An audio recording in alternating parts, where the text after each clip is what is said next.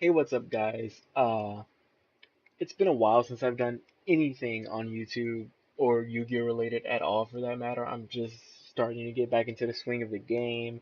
While I was gone, Burning Abyss came out, Shadows came out, Satellar Knights came out. A lot of things happened while I was gone, and so what I'm presenting you with today is a fantasy archetype based on the Saiyan alien race from the Dragon Ball Z anime and just the Dragon Ball series in general. And I'm just going to jump straight into this. It's just an overview of what these fantasy cards look like. And the first one on the list, of course, is Kakarot, the legendary Saiyan. We know and love him as Goku from the anime. Um, he's a level 4 light warrior. His effect reads: when this card is normal summoned, you can activate one of these effects. Send one monster card from your deck to the graveyard. Add one Saiyan spell card from your deck to your hand. You can only activate one Kakarot, the legendary Saiyan effect, per turn, and only once that turn. So already you can tell this archetype has some type of reliance on the graveyard, and they must have some pretty decent support in terms of spells if they have something to search out. And Kakarot looks to be a really basic searcher. So yeah. So we're gonna move on to the next card now and see how this archetype pans out. The uh, the next card in the archetype is Vegeta, the legendary Saiyan. Level 4 warrior, 1800 attack, 1500 defense. Same stats as Kakarot. When this card is normal summon, you can activate one of these effects. Send one monster card from your deck to the graveyard. Add one Saiyan monster from your deck to your hand. So there we go again, sending Saiyans to the grave, and he searches out Saiyan monsters instead of Saiyan spells. You can only activate one Vegeta the Legendary Saiyan effect per turn, and only once that turn. Alright, so far there's no like massive swarming ability between these two cards, but they're both dumping cards in the grave, so again, some type of graveyard reliance and more searching. They're both really basic searchers.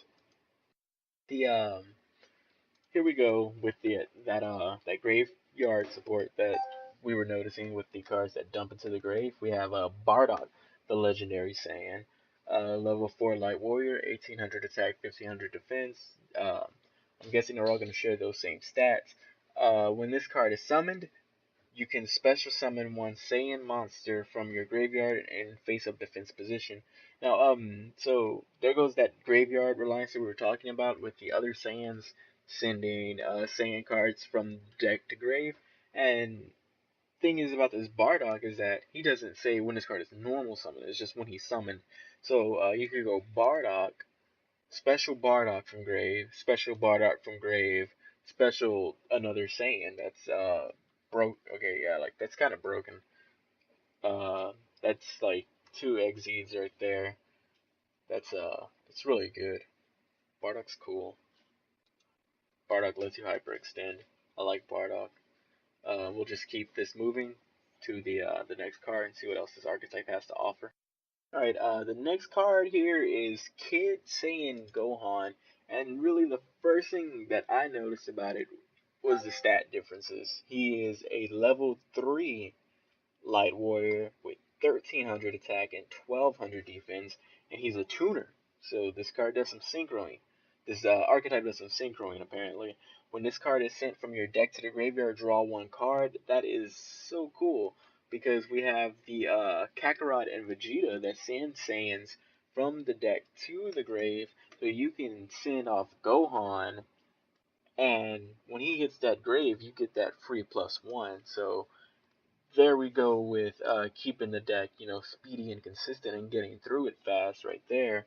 We got Kakarot Vegeta doing deck thinning, Kakarot and Vegeta doing searching, Gohan letting you go plus when you shit. Oh my. Okay, yeah. Gohan's. All right, so keeping with the level 3 warrior theme, we have Kid saying Goten, level 3 light warrior tuner.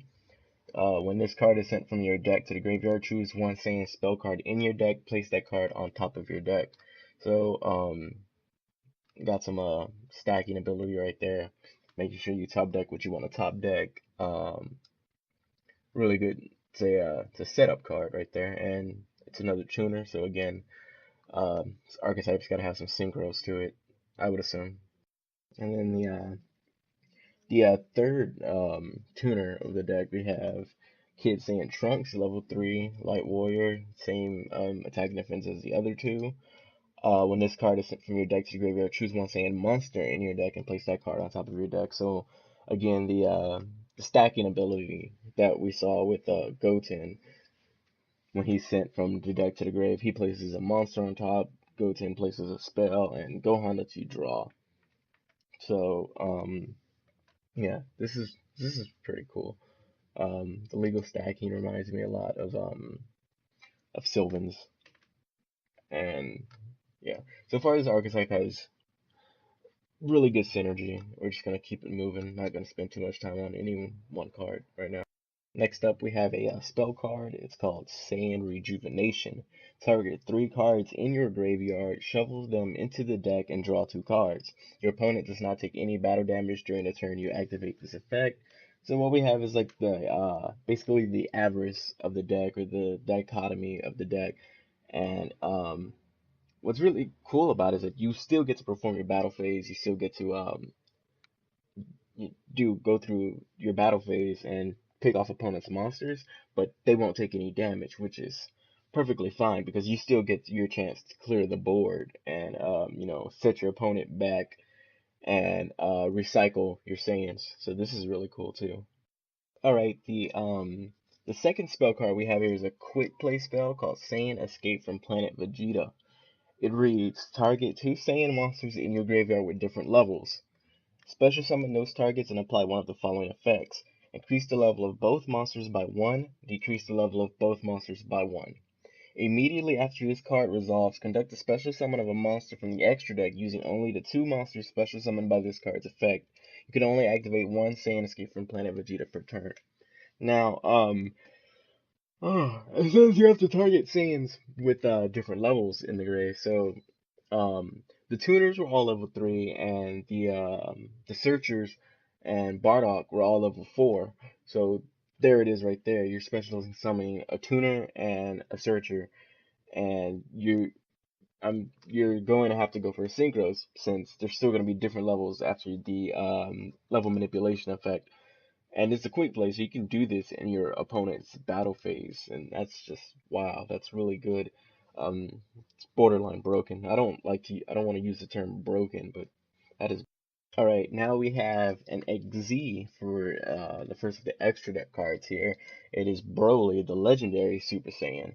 It's a rank 4 light warrior, 2550 attack, 1950 defense, 2 level 4 Saiyan monsters. Once per turn during either player's turn, you can detach 1 XZ material from this card.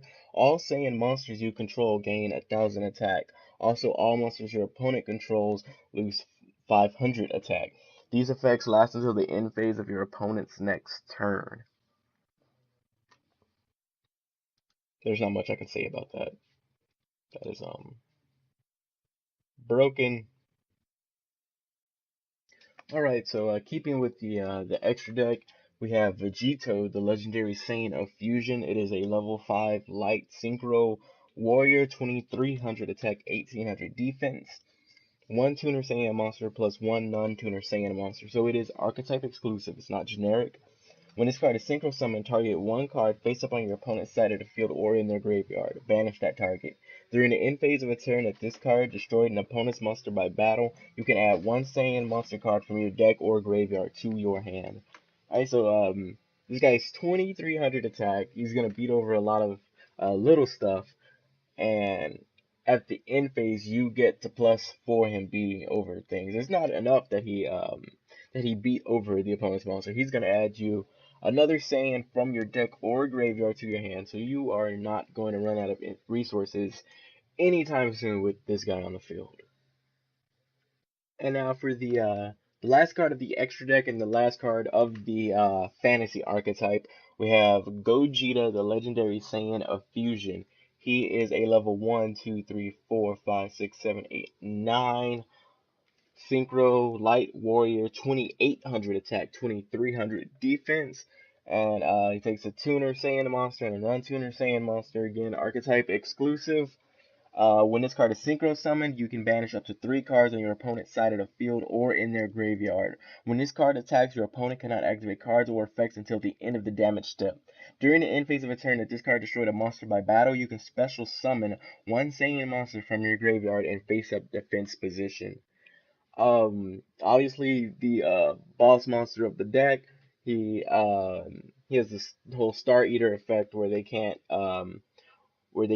use anything until the end of the damage. So, well, actually, no. With Star Eater, they can activate it, but he won't be affected by it. Gogeta prevents the activation of it at all, so that means no Rainbow Karibo, no Necro Gardener, none of that. No Battle Fader, any of it. Um, he banishes up to 3 cards on the field or in their graveyard, so he can just banish your Necro Gardeners. He won't even care. When this card attacks, da da da da da da da da. Special summons a Saiyan from your graveyard and face up defense position. So again, you're not running out of resources anytime soon. And in phase, special Bardock, special Bardock, special Bardock, special Saiyan. Just load your board, and Bardock could always special summon another tuner.